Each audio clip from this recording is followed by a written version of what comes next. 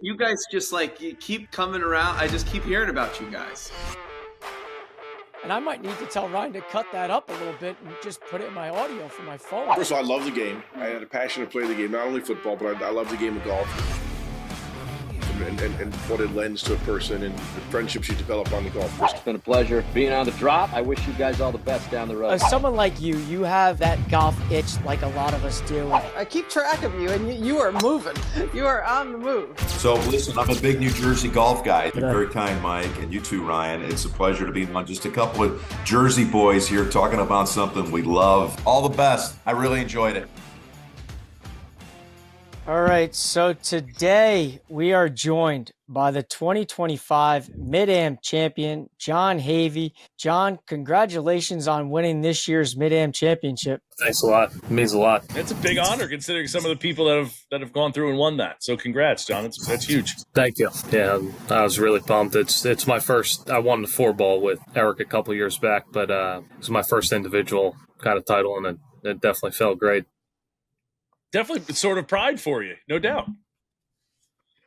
For sure. I still count the 4 balls a win too, so that's win number 2 in my books. If I was winning the 4 balls, so don't kid yourself. Let's kind of get started here, and before we dive deep into the tournament itself, because we did a whole preview about it, we sat down, we talked with Craig about the whole golf course, the whole 9, and before we run through kind of the gauntlet that you had gone through, educate us a little bit about you. Your background, how you got into the game of golf, and then how you became, one of these mid-ams here in the state that is just clearly well known and does well. Basically, my starting was we had a great baseball team at 10 years old playing Little League. We won the whole state. It was North Hunterdon Little League. 12 years old, we were supposed to be this team that makes it through the states, 2 regionals, maybe to Williamsport. Kind of had this dream set, whatever, and we got beat by Milburn twice in the States. It was double elimination. Kind of remember being in the parking lot that day and just like crying in my dad's arms, telling him I'm done with baseball. I'm done with baseball. He's like, well, what? Yeah, I was kind of playing other sports, but it was more just fun. Baseball was kind of my serious deal. And I was like, I'm going to take up golf. And he's like, oh, going from golf to baseball or baseball to golf when I hadn't played much golf before then. My uncle's the head pro now at Quailbrook. So I kind of had some sort of help to start with him helping me, with teaching me a little bit and whatnot. And so I kind of started going to him a little bit. My parents ended up getting me a junior membership at Highbridge when I was 13. My dad would, in the summer, drop me off before work at 6 o'clock. He wouldn't get home till 9. And that was kind of how I started, just playing 36, 54, walking per day, and balls on the range, putting all night. I had nowhere else to go. So that's kind of where I started, how it began. Played at North Hunterdon all through high school. Yeah, I kind of, as I understood more about, I'd say, the mental side of the game and whatnot as I got older, that's kind of when I started playing my best golf. And honestly, these last 5 or 6 years, I stopped drinking 5 years ago, and congrats, ended up playing. Yeah, thank you. It turned into me playing the last 5 years of golf have been my best 5 years that I've played. So that's kind of where it started, where it got to, and here we are now. That's great. John, how old are you? 33. Okay, just kind of wondering when you graduated North Hunterdon and kind of putting the timeline in there. So long time ago. You're the youngest person currently on this. Yeah. Yeah. Good for you, dude. That's great. And it's gotta be gratifying. This win for you has to be gratifying because I would imagine it's the culmination of a lot of different life things. And we don't need to go into it too much, but I'm sure if you had stopped drinking, there's got to be a reason for it, and playing good golf and reallocating some of that time, that this has got to be a journey that you've been on for at least 5 years to kind of have this culmination win. Is that kind of the feeling that you've gotten from it? Yeah. I mean, I was a social drinker. It's not like it overtook me. I never got any sort of trouble with anything. But at the beginning of COVID, just a quick story on why I stopped drinking. I got pretty sick. I didn't know if it was COVID. I wasn't going to go get checked out and figure out what it was, but I was staying down in Florida with my college roommate's parents, a little bit older, kind of had like those underlying conditions with the lungs and that.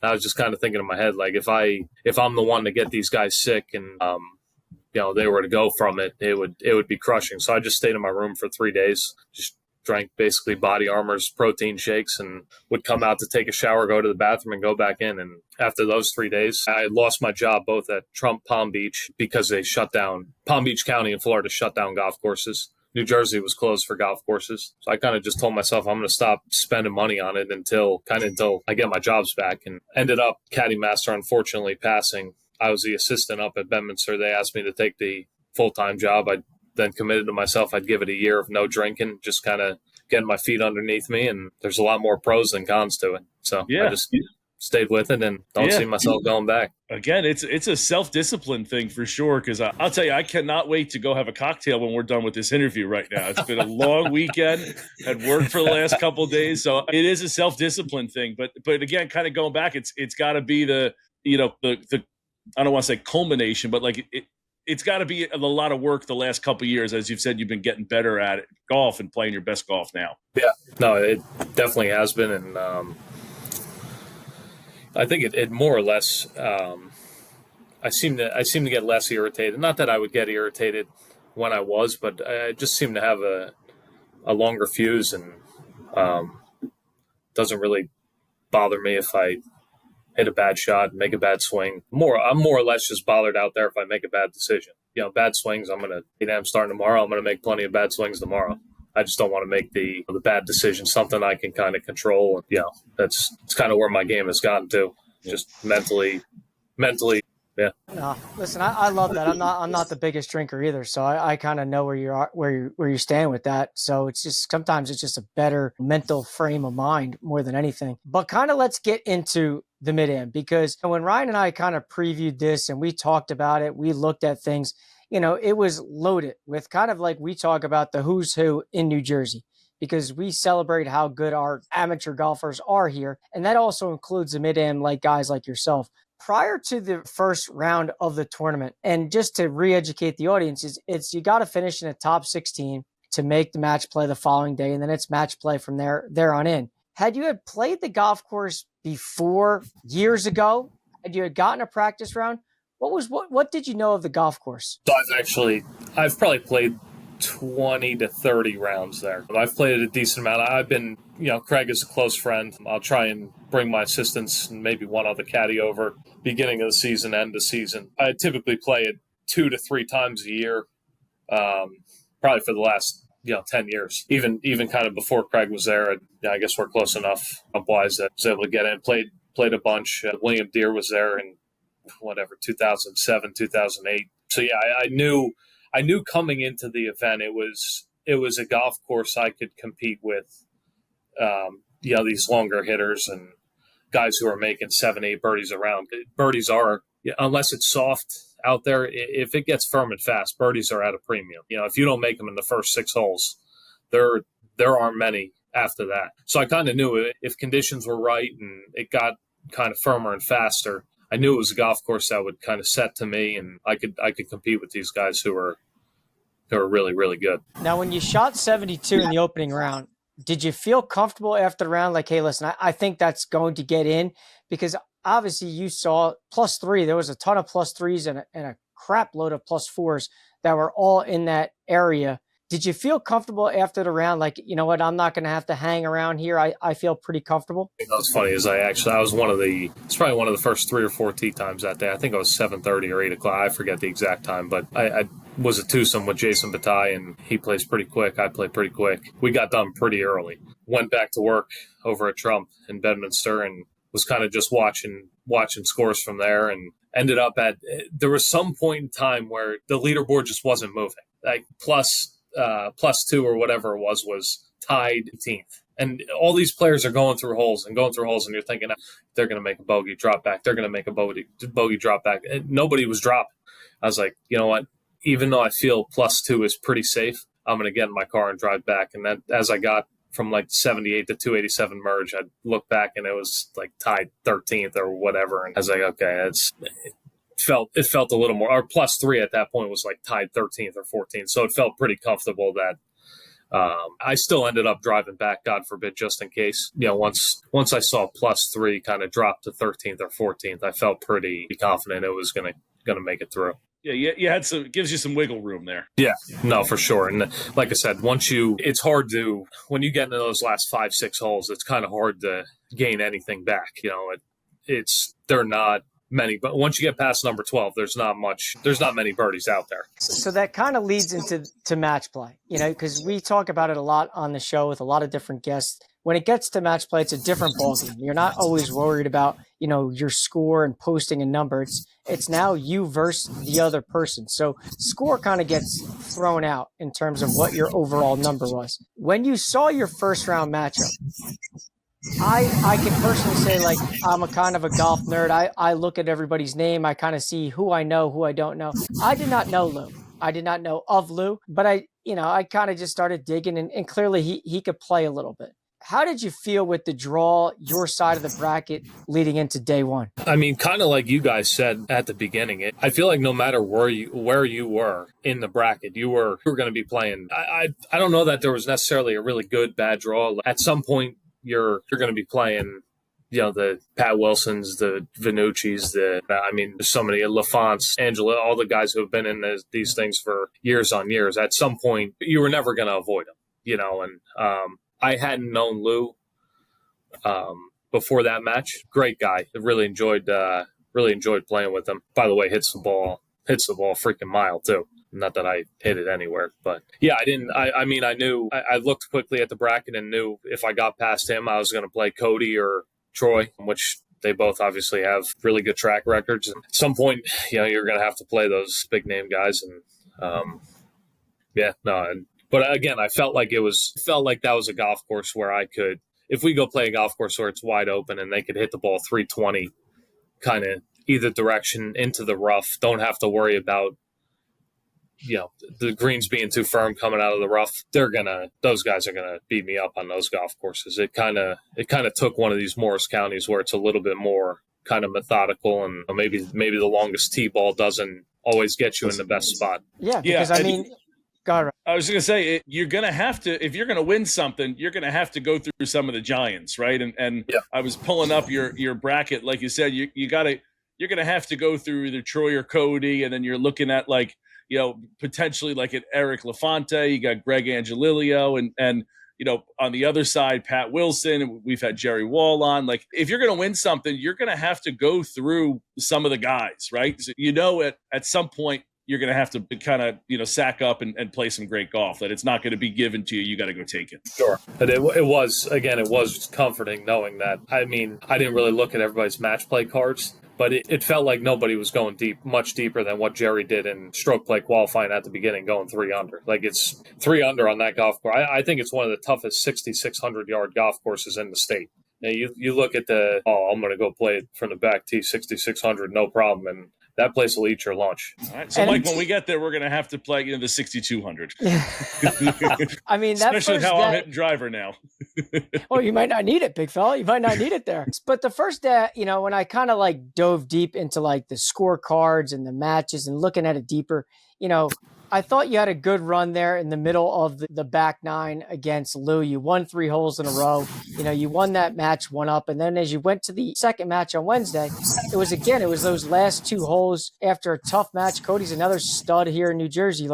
You put together a nice, final 2 holes to win both of them. After Wednesday concludes, you've got to be like, okay, I can get this done. And I don't know what a mindset is for a guy like you as you're playing in all these events. But after Wednesday, it's like, why not me? Is that got to be the thought process? I mean, the thought process for me is kind of just, like I said, that place, I feel like it's first on the green is going to win a lot of, hitting it to 10 feet there doesn't necessarily mean you have an easy putter. Sometimes from 10 feet in Morris County, you're putting defensively. You're just trying to make pars. I did feel that, Wednesday night, I had just as good of a chance as anybody else. How the course is set up, how it was playing. So, yeah, I would say I kind of had that, why not me sort of mentality. Whereas, if we get onto one of these open field golf courses, I might have said, oh, man, Jimmy hits the ball 30, 40 past me. Pat hits the ball, 30 past me, whatever. It's going to be hard to string together 6, 7, 8 birdies and beat these guys. But I kind of felt like there was going to be nobody who was going to go out there. And you know what? If somebody went out there and made 6, 7, 8 birdies, so be it. They're going to beat me, and good on them. Shake their hand at the end. And, great playing. It's great golf.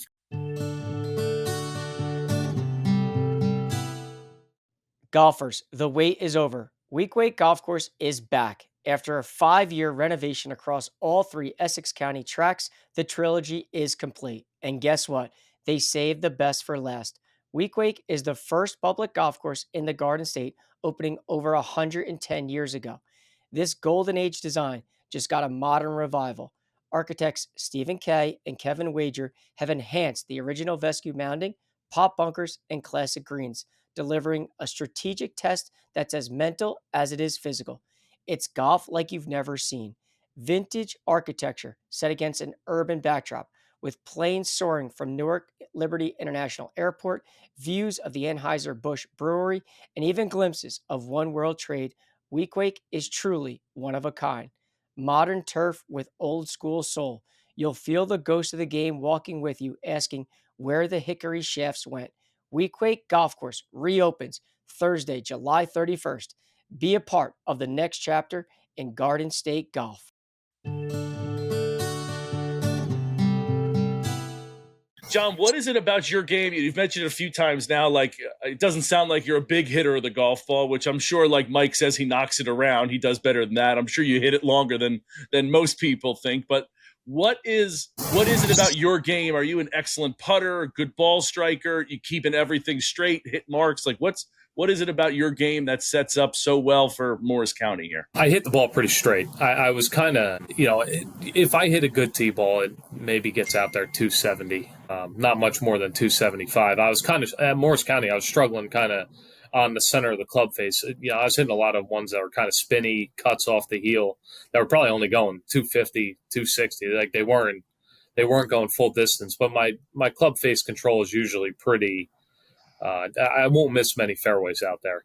The best part of my game is chipping and putting. It's really all I have time to practice. I have a putting green outside my office, so I'll roll a lot of 5-10-foot putts, and it's definitely what saves me in these events. And my irons are average. So again, I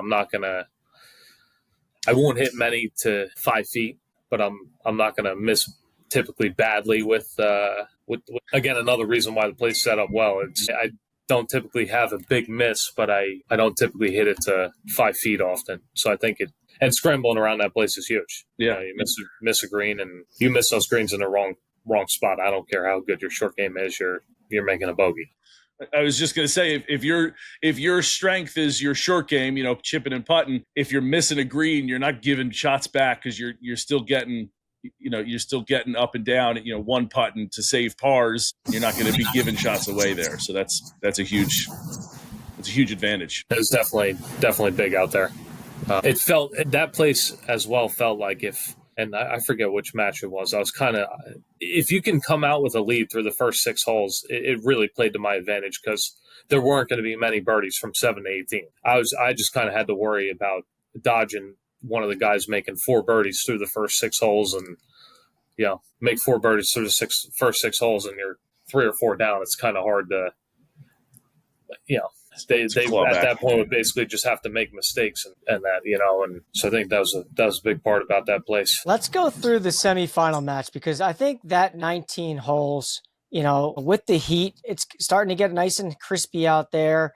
And, you're playing a very good, well-known, similar to you, Mid-Am here in the state of New Jersey. Take us through that 19-hole semifinal match with Jimmy. What was that like, going back and forth? Basically, you're winning a hole, he's winning a hole. No one ever got to the point of 2 up in the entire match. Yeah, that was a wild match. And that might have been the match where he got out to a little bit of an early start. I held my own. But, man, when we got to I think it was 13. I think I had a really good up and down on 12 to kind of keep it 1 down. I think at that time I was 1 down. I forget the exact scorecard. But on number 13, I made a great up and down, made like a 10 or a 15-foot putt. Whatever, kind of down the hill. He had 10 feet left, so I'm like, okay, this could get me back to you. He sinks that putt. And I mean, again, I can't remember the exact, I know we had a stretch of just going back and forth, making like 7, 8, 10 footers, like both of us on the holes. So maybe he makes a putt and kind of think, okay, he's going to get one back here. And then I make the putt. It was a really good match like that. And it went to 16. I ended up making a 10 footer. I think he had missed just inside of where I was. We both parred 17. We get to 18 and I hit a terrible iron shot out of the fairway. Terrible. He just missed his iron left. And left at Morris County on 18 with where that pin was is just about dead. I hit a 30, 40-yard shot to 10 feet. He hits an incredible chip shot to 20 feet. So I'm saying in my head, okay, you kind of got to prepare for this guy to make it, but he's probably not. I'm going to have a chance to win this match. He makes it. Like, shit. I end up making the 10-footer, 8 to 10-footer that I had. My caddy kind of looks at me walking from 18 to 1. He's like, making me walk back up one. He wasn't very happy about it. That takes some stones to make that putt on 18, because if you got to be feeling like pretty good that he's got a 20-footer. The chances are not very good that he's going to make it. So not that you're not preparing yourself like, okay, I got to make this putt to win. Now you're like, I have to make this putt to not lose. So there's a big difference in the mental side of that to step up and have, again, the fortitude to knock that putt down. That match was definitely my best putting match. I didn't miss anything inside of, it might have even been, 8 to 10 feet. It was for sure nothing inside 5, but everything was online. My speed was really good that match. I felt comfortable. I felt like I had my caddy John he's my best friend, but he's actually playing in the State Am as well this week. So I had to resort to another caddy, but he's really good out there reading the greens, and I have full trust in him out there, and he was giving me great lines all day, and we both kind of agreed to a line. It was kind of a little left to right swinger, and it kind of found the right side. And then the best hole of the tournament that I played was number 1 in the playoff. That was the best hole I played. So his timing was everything. It was a good time to play that hole well, because I don't think I parred it the other 4 times I played it. It was either bogey or whatever. But yeah, that match. So tell us about the playoff hole that you gave us details on 18. Tell us that you get into the playoff and you teeing off first, he teeing off first. What's happening on this hole? I teed off first to hit it right down the middle. I think I had 65 left. A lot of these big hitters, if they found the fairway, they had 20, 30 yards left. They were hitting it right up to the green. Again, a hole at Morris County where it almost benefits you being further back, because the pin was as front right as you can get. And not to go into detail, but that green it's kind of a hard right to left, sloping down and away from you. He hit his ball into the right rough. I knew he had zero chance of getting it within. He would have had to land it short of the green, which is kind of a false front, bounce it up perfectly to get it within 10 feet. But he hit an amazing shot to keep it within 25, 30 feet. Could have very easily landed it pin high and rolled off the back of the green 30 yards away. But the shot he hit there was top notch, kind of getting it anywhere within 30 feet. But I ended up hitting it, the 65, 70-yard shot, I ended up hitting it to 1.5 feet, 2 feet. So I knew as long as he didn't make that putt on me, I had it locked up. Good. So and there's your iron game. You were just saying 5 minutes ago that your irons aren't good, but yet you're sticking this 60, 70-yard, wedge shot to 1.5 feet. That's a dart if I've ever heard of one. Wedges are good. Wedges are good.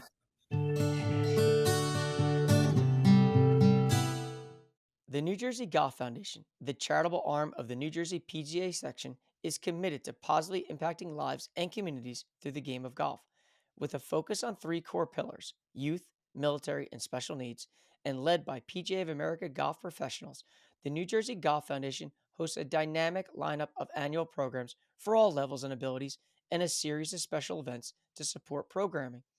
Signature youth programs include Golf in Schools and PGA Junior League, while military programming is highlighted by PGA Hope, Helping Our Patriots Everywhere, a weekly rehabilitative golf program that is saving the lives of military veterans. The foundation is also a strong advocate for inclusion through its support of Special Olympics New Jersey Golf and L's for Autism. To support programs and special events, please visit njgolffoundation.org or call 732-465-1212. That's njgolffoundation.org or 732-465-1212.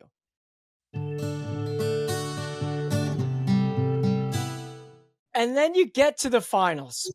And, I thought when I was looking at it, I'm like, all right, we got kind of a heavyweight matchup here. You got two guys that can just flat out golf that are clearly playing good golf. But as I was following throughout the front nine, it was kind of a runaway. Now, I don't know if you particularly were playing really good golf or Pat wasn't playing good golf and you were taking advantage of it. But whatever the case was, you want to talk about getting off to a hot start. You were 3 up after 9 holes. And more often than not, to what we watched throughout the entire tournament, it was hard to come back from being 3 down. Yeah, no, for sure. We both, look, timing is everything. And if Pat and I go tee it up 8 o'clock in the morning, over whatever, Trump, Hamilton, wherever you want to go, he's going to beat me 8 or 9 times out of 10. He's a better player than I am.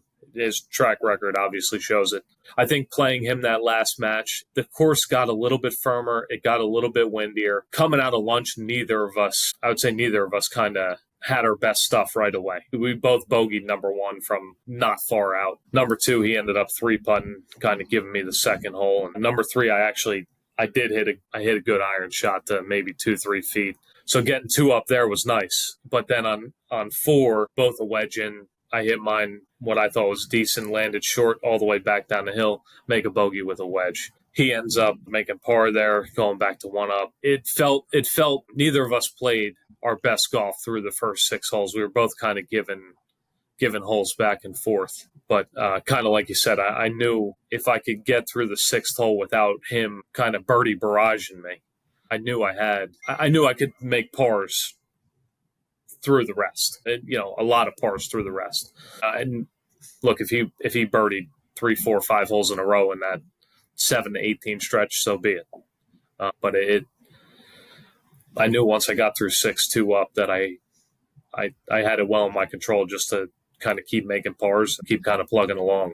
I just keep matching him. You're 2 up with, what's that, 9, 10, 11, 12 to play. You can kind of just like grind him out and just keep pace more or less. As long as he's not going to, again, go on a barrage, you should be good to, again, just kind of ride it out almost. Yeah, no, and I ended up, I think I made pars 7 through 13. So I think by that point I had picked up 1. I think I was 3 up through 13. That's correct.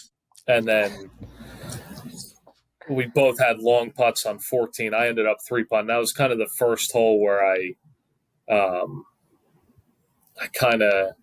like a 5-6 foot putt and felt like I hit a good putt. It just didn't go in. That was kind of the first time where I was like, oh shit.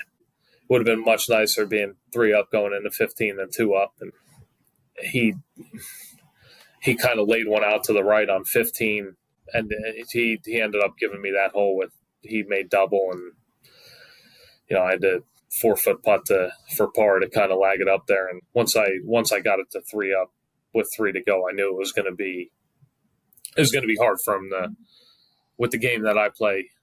I felt like he was going to have to birdie at least 2 of the holes. Yeah.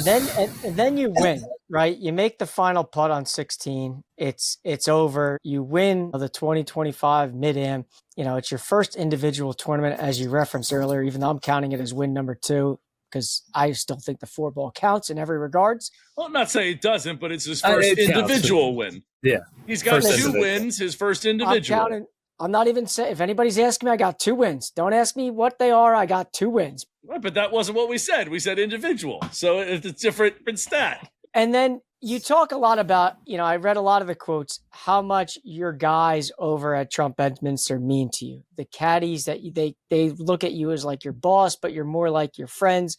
You get to see all these pictures of all these guys supporting you, watching you in that final match. Talk a little bit about what that crew over there means to you. No, they are my friends. So, I started working there in 2011. A lot of the guys have been there since when I was, or maybe they came 3, 4, 5 years after me, but that still means I've been with them for, 10, 12 years.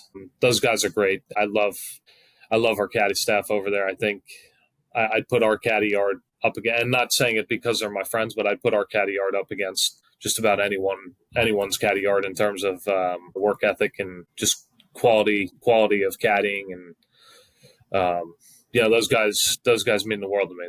They're like I said, they're caddying for me, but they're more my friends. It's a brotherhood for sure. Yeah, it is. No, it definitely is. And each and every one I care about more than just showing up to work each day. I want every one of them to be mentally solid and their life at home going well, not just that work life. I care about all those guys. It was nice to see them show up and support me.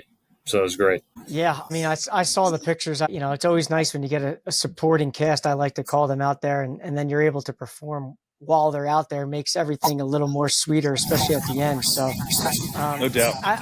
I do want to end on one final question here. And I want you to answer this question because I know that you're a guy that's played a lot of golf throughout the state. You've played on Stoddard Cups. You've played on different state teams. And I like to ask a lot of people in your seat this question. If someone had a get out of jail free card, or they got invited to go play this special place, and they got to ask their significant other for a get out of jail free card, I got to go. I got to drop what we're doing and go. It can't be your home course, which is, and I'm going to say Trump Bedminster. It can't be Pine Valley. What's that one spot in New Jersey for you that's your absolute favorite? It's a good question. I'm a big Somerset guy. Let me say Somerset would be the place, but I think and I'm not saying this because we're playing there tomorrow, I think Essex County is vastly, vastly underrated. I think that place has everything you need to have to be a championship golf course. Just the amount of fun you have playing the golf course. It's different. You play it different every day. But I think for me, it'd be Somerset. I think there's just something about it when you're walking around that place where it just feels, I don't know, like if I drop dead in the middle of the fairway on one of the fairways in the back nine, like, that would be one of the places I would want to go.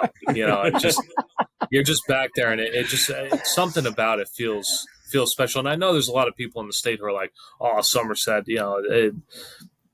unfair or don't like it." Or to me, it's a great old style golf course, and I think I don't know. I think, and the place is pretty close to where I am, and I've been fortunate enough to play it 20, 30 times, and every time you play it, it just feels like it gets better. And that would be the one for me. The only one I really haven't played that's probably top 25 in the state is I haven't played Balti Upper. That's the only one I haven't played. Besides that, I've played them all, and I think Somerset just has a different feel to when you play it. Just the enjoyment, the fun, and again, I like those crazy kind of green complexes. That plays well. That plays well for me. And I know a lot of guys don't like it, but that'd probably be the place for me. There you go. Got your answer. It's what we like to hear. Yeah. John, my final question is always kind of the same thing. Like your competitors play at such a high level. What are some of your superstitions or habits that you have when you go out to you lace them up to go into a competition? Is there something that you do that's like, I have to have 3 tees in this pocket and I have to have this ball marker? Is there anything that like is kind of, again, a little bit maybe quirky? I always think golfers are kind of quirky by nature. So I always wonder if there's something in there that you think you do that's like, oh yeah, I guess that's it. I'd say really the only thing I do consistently, I don't know if you want to call it a superstition or whatever, but I drink a ton of coconut water the day before tournaments because I feel like when I get the slight bit most dehydrated, my golf game goes with it. So, I mean, besides kind of staying hydrated, the only thing I do similar to with the golf ball, I always put a mark in the middle of the O in Pro V1 just so it's something to look at when I putt. That's really my only, I don't know if you would call that a superstition as well, but besides that, I don't count the tees I put in my pocket. I'll grab one small ball marker, one bigger ball marker for when you're closer, further, whatever. But wouldn't really say. Nothing that like you feel off if you don't do. Okay. No, definitely not. Good like for said, you. The only, being hydrated for me, it's like the number one. If I don't start the night before, there's been times I kind of just get through half the golf course the next day and you just feel like you've been beaten up. But yeah, there's no real, got to have three tees in my right pocket and the ball mark in my left pocket and my type of guy. Throw the stuff in the pocket. That's Mike's alley there. Yeah, Mike, you're my grab 'em and go. type of guy. It's grab and go. But listen, I can't thank you enough for coming on today's show. Congrats again on the win. Obviously, we're recording this. It's coming out on Thursday, and hopefully you're still playing out there on Thursday and good things are happening because, hell, we'd love to get you on again if you go win that thing. So best of luck, and we'll definitely chat soon, pal. Thank you guys for having me. Let's get you guys up to Bedminster soon. I'm in for it. All right. Congrats and good luck this week. We'll talk to you. Thanks.